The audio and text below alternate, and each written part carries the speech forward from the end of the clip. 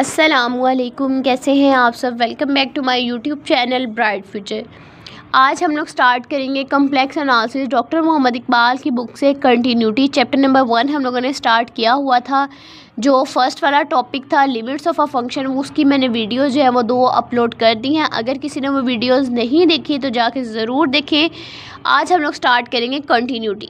ठीक है, कंटिन्यूटी की हमारे पास डेफिनेशन क्या है। मैंने जब चैप्टर स्टार्ट करवाया था तब भी मैंने बता दिया था कि कंटिन्यूटी होती क्या है। कंटिन्यूटी में हमारे पास 3 कंडीशंस होती हैं। ठीक है, फर्स्ट कंडीशन क्या होती है कि वो जो हमारे पास वैल्यूज़ हैं, जो हमारे पास सेट है, ये कोई भी फंक्शन है वो एग्जिस्ट करना चाहिए। ठीक है, सेकंड उसकी जो कंडीशन है वो क्या होती है कि उसकी जो लिमिट है वो भी एग्जिस्ट करनी चाहिए। ठीक है, और थर्ड वन क्या होती है, वेरी इंपॉर्टेंट थर्ड प्रॉपर्टी है हमारे पास, उसकी कंडीशन है कि दोनों के आंसर जो है वो सेम आने चाहिए, यानी कि इक्वल आने चाहिए। ठीक है, ये हमारे पास कंटिन्यूटी होल्ड तभी करेगी। ठीक है, अगर इन तीनों में से कोई भी कंडीशन जो है वो सेटिस्फाई नहीं होती तो वो कंटिन्यूटी नहीं होगी स्टूडेंट्स। ठीक है, ये बात आपने याद रख लेनी है, आप लोग नोट भी कर सकते हैं। ठीक है, अब देखिए हमारे पास डेफिनेशन क्या है। अ कम्प्लेक्स वैल्यूड फंक्शन, हमने हर जगह पे कॉम्प्लेक्स नंबर ही लेना है क्योंकि हम लोग कॉम्प्लेक्स एनालिसिस ही बुक पढ़ रहे हैं। ठीक है, तो वो किसके इक्वल है, W equal to F of z के इक्वल है। Is said to be continuous, तभी कंटिन्यूस होगी जब वो जी दोनों इक्वल आएंगे। Z is equal to z not equal आएगा in the domain D F के। ठीक है, इफ़ हमारे पास लिमिट है, देखिए limit z approaches to z not, F of z किसके इक्वल होगा, एफ ऑफ जी नोट के, क्योंकि हमने जी की जगह क्या पुट कर दिया, जी नोट। यहाँ पे जी था, इसकी जगह मैंने क्या पुट कर दिया, जी नोट, तो दोनों इक्वल आना चाहिए इन द एप्सिलॉन और लैम्डा टर्म्स। अगर एप्सिलॉन वाले टर्म्स आ जाए या लैम्डा की फॉर्म में आ जाए तब भी वो होल्ड करने चाहिए। देखिए उन लोगों ने यही लिखा हुआ है, f of z minus f of z naught जो है वो लेस देन किसके, एप्सिलॉन के। फॉर ऑल, अगर हम लोग कोई भी कॉम्प्लेक्स नंबर ले लेते हैं, जी जो है, ठीक है, 0 जो है वो लेस देन इक्वल टू किसके होगा, इसके, और ये भी लेस देन किसके होगा, एप्सिलॉन के। अभी बताया एप्सिलॉन के भी होना चाहिए और लैम्डा के भी इक्वल होना चाहिए, लेस देन होना चाहिए। तो देखिए ई एंड लैम्डा जो है वो ग्रेटर देन किसकी हो जाएगा, फिर 0 के इक्वल हो जाएगा। अभी जो मैंने कंटिन्यूटी किया आपको 3 कंडीशन बताई वही यहाँ पे लिखी हुई है। देखिए इम्प्लीकेशन ऑफ डेफिनेशन, ये कंडीशंस है। ठीक है, the function F of z should be defined at z is equal to z, हमारे पास ये फाई है बिलोंग कर डी ऑफ एफ से, यानी कि हमारे पास फर्स्ट फंक्शन जो है वो एग्जिस्ट करना चाहिए। सेकंड क्या है, the limit of F of z है, जी जो है वो अप्रोच कर रहा है जी नोट एग्जिस्ट, यानी कि उसकी लिमिट जो है वो एग्जिस्ट करनी चाहिए। सेकंड प्रॉपर्टी ये है उसकी कंडीशन। थर्ड कंडीशन क्या है, the value and the limit agree at z is equal to z naught, यानी कि दोनों जो है वो आंसर उसके क्या आना चाहिए, इक्वल आना चाहिए, ये लिखा हुआ है। ठीक है, मैंने आपको अपनी वर्डिंग में यानी कि आसान वर्डिंग में कंटिन्यूटी के बारे में बता दिया था कि दोनों में क्या डिफरेंस है, यानी कि कंटिन्यूटी होती क्या है, इसमें हमारे पास कंडीशंस कौन कौन सी लगती हैं। ठीक है, मैंने ये जो है इन लोगों ने मुश्किल वर्डिंग में लिखा हुआ है, आपको समझ नहीं आएगी इंटीजर्स। ठीक है ना, मैंने आपको बड़े इजी मेथड में बता दिए कि इसमें क्या क्या होना चाहिए, इम्प्लीकेशन इसकी है क्या क्या। ठीक है, कंटिन्यूटी की। अब हमारे पास रिमार्क आता था, फिर हम लोग थ्योरम करते हैं इसका। देखिए रिमार्क में उन लोगों ने क्या कहा है, कोई पॉइंट बताया होता है रिमार्क में। अब फंक्शन एफ ऑफ जी जो है वो is said to be continuous, function F of z तब भी कंटिन्यू होगा in a domain D F और over a set S if it is continuous at each point of the domain और of the set S. इसमें उन लोगों ने क्या बात बताई है, देखिए स्टूडेंट्स, उन लोगों ने कहा है कि जो हमारे पास एक फंक्शन है, ठीक है, वो कंटिन्यूस तभी होगा जब वो कंटिन्यूटी होगा। ठीक है, अगर कंटिन्यूटी नहीं होगा यानी कि उनमें से तीनों कंडीशंस जो है वो सेटिस्फाई नहीं हो रही, जो मैंने अभी आपको बताई है, ये तीनों जो है तीनों कंडीशन जो वो सेटिस्फाई नहीं हो रही तो वो डिसकंटिन्यूस होगा, डोमेन उसकी डिसकंटिन्यूस होगी, तो वो यही लिखा हुआ है रिमार्क में भी। ठीक है, अब हम लोग इसके थ्योरम की तरफ चलते हैं। देखिए स्टूडेंट्स, थ्योरम जो है, अब जो मैंने पिछली लिमिट ऑफ अ फंक्शन करवाई थी उसका भी एक ही थ्योरम है, अब इसका भी एक ही थ्योरम है। ठीक है, इसके शायद 2 हैं, एक मिनट स्टूडेंट्स देख लें, एक ही है। ठीक है, इसका भी एक ही थ्योरम है, आपने एक एक थ्योरम है, इजीली आपको आ जाएगा, और है भी मुश्किल तो नहीं है इतनी ज़्यादा, आप लोग अगर इसको अच्छे से समझ लेंगे तो आपके लिए ईजी हो जाएगा। ठीक है, देखिए थ्योरम की स्टेटमेंट क्या है, इफ़ डब्ल्यू is equal to F of z be a complex valued function है, हमारे पास एक कॉम्प्लेक्स वैल्यूड फंक्शन है, वो क्या है, डब्ल्यू is equal to F of z and is continuous at a point z is equal to z naught. वो कब कंटिन्यूज होगा, यानी कि उसकी कंटिन्यूटी कब सेटिस्फाई होगी, जब उसकी लिमिट जो है वो किसके इक्वल आएगी, z is equal to z not होगी। देन फिर आपने क्या प्रूव करवाना है, its real and imaginary parts are also continuous, यानी कि मैं अब आपको इसको आसान अल्फाज में आपको बताती हूँ कि इसकी सिंपल वर्डिंग क्या है। ठीक है। अब देखिए स्टूडेंट्स, उन लोगों ने क्या कहा है कि हमारे पास एक कम्प्लेक्स वैल्यूड फंक्शन है, वो क्या है, w=f(z) है, ठीक है। वो तभी कंटिन्यूस होगा जब उस पर जो लिमिट आपने लगाई है वो किसके इक्वल रखी हो, z=z0 हो, ठीक है। उसके बाद एक तो ये पॉइंट हो गया, ठीक है। सेकंड पॉइंट उन लोगों ने क्या कहा है कि प्रूव क्या करवाना है आपने कि जो रियल और इमेजिनरी पार्ट होंगे, यानी कि हमारे पास रियल पार्ट x होता है और इमेजिनरी पार्ट आयोटा y होता है ना, रियल और जो इमेजिनरी पार्ट है वो भी क्या होंगे, कंटिन्यूस होंगे, तभी ये थ्योरम जो है वो सेटिस्फाई होगा, ठीक है। ये उन लोगों ने स्टेटमेंट में बोला है। अब हम लोग इसके प्रूफ की तरफ चलते हैं। देखिए प्रूफ इसका क्या है स्टूडेंट्स, देखें गिवन है f(z) जो है वो कंटिन्यूस है, हमने पहले कह दिया कि वो कंटिन्यूस है।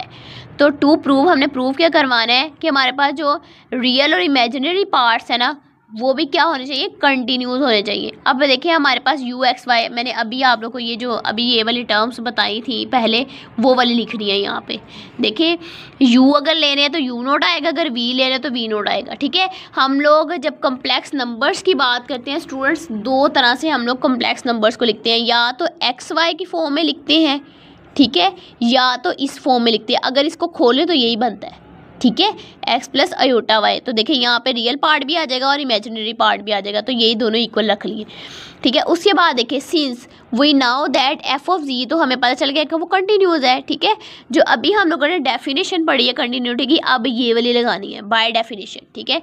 यहाँ पे चाहे आप लोग लिख दें बाय डेफिनेशन, अगर आप लोग ये लिख देते हैं ना तो इसके मार्क्स भी मिल जाते हैं, ठीक है।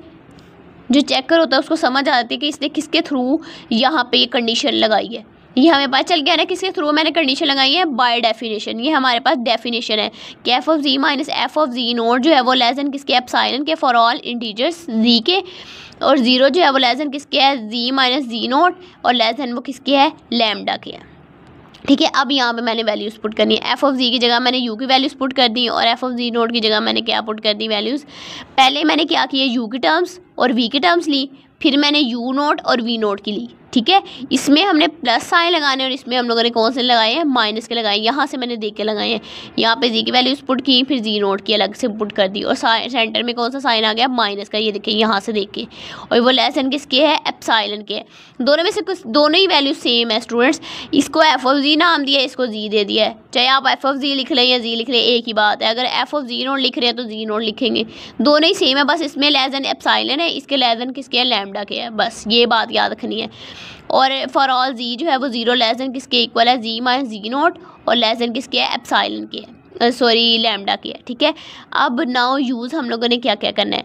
अब देखिए स्टूडेंट, जब मैंने चैप्टर नंबर 0 आप लोग को करवाया था, उसका फॉर्मूला आप लोगों को बताया था, a प्लस b जो है उसका मोड जो होता है वो लेस देन किसके इक्वल होता है, a के अलग के मोड के और b के अलग के। यानी कि ये हमने 0 चैप्टर में पढ़ा था, a1 प्लस b2 जो है इसका जो मोड होता है वो किसके लेस देन इक्वल टू होता है, a1 के अलग के मोड और b2 का अलग से मोड होता था। यही बस a1 की जगह उन लोगों ने z1 दे दिया, b2 की जगह z2 दे दिया, बस ये नाम चेंज कर दिया। अब मैंने z1 की वैल्यू लिखी यहाँ पे, ये होती है, और z2 यानी कि z0 की वैल्यू ये है, वो लेस देन किसकी एप्सिलॉन के। ये वाली टर्म स्टूडेंट्स, यहाँ पे ये वाली टर्म जो है ना वो बार बार रिपीट होनी है, इसमें कोई चेंजिंग नहीं आनी, बस चेंज हमने किसको करना है, इसको चेंज करी जाना है बस। यहाँ पे u की वैल्यूज़ ले लेनी, यहाँ पे v की वैल्यू ले लेनी, इसको आपने इक्वेशन नंबर 1 का नेम दे देना है, इसको इक्वेशन नंबर 2 का। अब इसको सॉल्व कर लेना है। देखिए फ्रॉम इक्वेशन नंबर 1 और 2 के अकॉर्डिंग हमारे पास आंसर फिर वही आ जाना, यही हम लोगों ने प्रूव करवाना था थ्योरम में। देखे ना, u0 और v0 प्रूव करवाना था ना, ये देखिए मैं आपको दिखा भी देती हूँ, ये देखिए u0 और v0 यही हम लोगों ने प्रूव करवाना था, ये हमारे पास थ्योरम हो गया, ठीक है। यहाँ पे थ्योरम कंप्लीट हो जाता है। और अब मैं आपको एग्जांपल नंबर 1 और 2 भी करवा देती हूँ, फिर नेक्स्ट वीडियो में हम लोग ये जो है कंटिन्यूटी वाला जो टॉपिक है ना वो कंप्लीट कर लेंगे। अब देखिए स्टूडेंट्स, ये वेरी इंपॉर्टेंट एग्जांपल्स हैं इसकी, और क्वेश्चन भी बहुत इंपॉर्टेंट है इनके, क्योंकि छोटे छोटे से क्वेश्चन हैं, ईजीली हो जाते हैं, और ये MCQs में भी आ जाते होते हैं।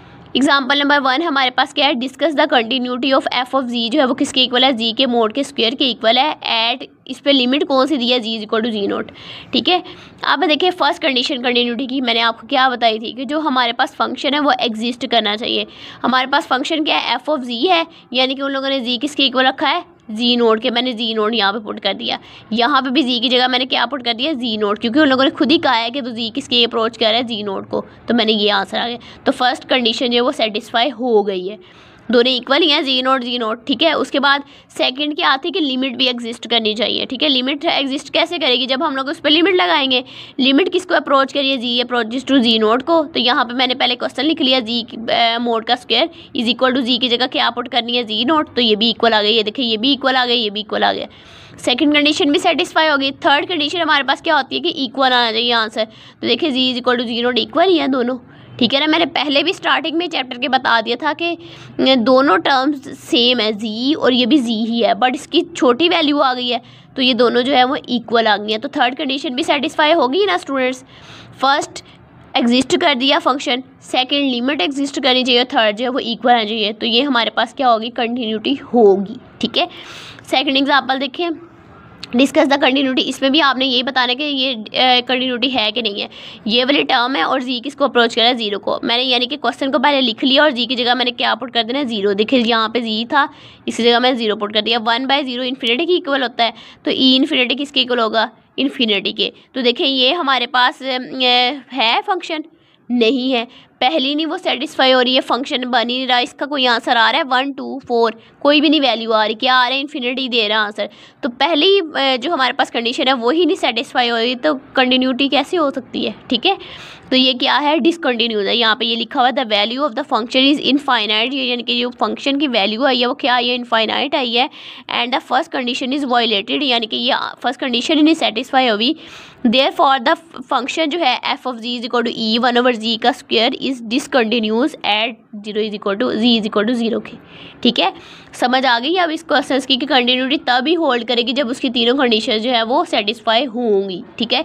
इसमें तो देखिए फर्स्ट ही कंडीशन जो सेटिस्फाई नहीं हुई तो हम लोग कैसे कह सकते हैं ये कंटिन्यूटी है, तो इसलिए इसका नाम क्या बना, डिसकंटिन्यूस है, ठीक है। यहाँ पे एग्जाम्पल नंबर 2 जो है वो कंप्लीट हो जाती है। नेक्स्ट वीडियो में मैं इंशाल्लाह एग्जाम्पल नंबर 3 से लेके ये जो है टॉपिक कंप्लीट कर दूँगी कंटिन्यूटी का। अगर आपको मेरी वीडियो अच्छी लगे तो लाइक करें, कमेंट करें, शेयर करें और सब्सक्राइब करें मेरे चैनल को। नेक्स्ट वीडियो के साथ इंशाल्लाह कल हाजिर होंगे। अल्लाह हाफिज़।